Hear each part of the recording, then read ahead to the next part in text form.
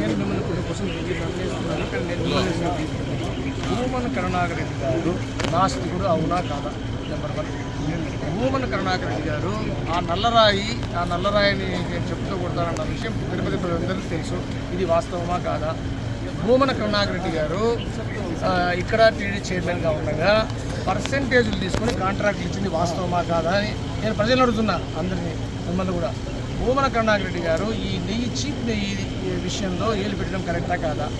అలాగే గోశాలలకు ఎప్పుడన్నా వచ్చి ఆయన చైర్మన్ ఉన్నప్పుడు తిరిగిన పాపాన పోయినాడా లేదా? అన్నీ అతను సింపుల్ పబ్లిసిటీ కోసం ఈరోజు వైఎస్ఆర్సీపీ ఎమ్మెల్యేలు అందరూ పడుకుని ఉన్నారు, ఎందుకు నిద్రపోతా.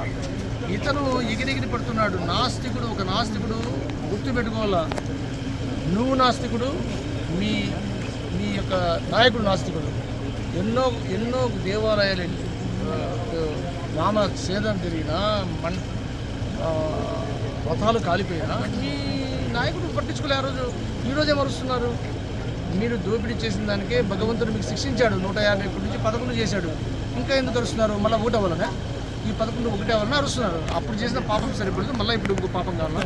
కాబట్టి మీరు ఒకటి గుర్తుపెట్టుకోండి, మాతో ఆడండి, ప్రజలతో ఆడండి, పార్టీతో ఆడండి, వెంకటేశ్వర స్వామితో ఆడద్దండి. ఆ భగవంతుడితో ఆట ఆడినందుకు నువ్వు మీ నాయకుడు 151 11 అయినాయి. ఇంకా ఆడితే 1 అవుతాయి. ఆ 1 కూడా లేకుండా పోయే పరిస్థితులు వస్తాయి. దయచేసి దేవునితో ఆటలాడుతున్న విషయాన్ని మేము ఎన్డీఏ తరఫున, జనసేన పవన్ కళ్యాణ్ గారి తరఫున తెలియజేస్తున్నాం.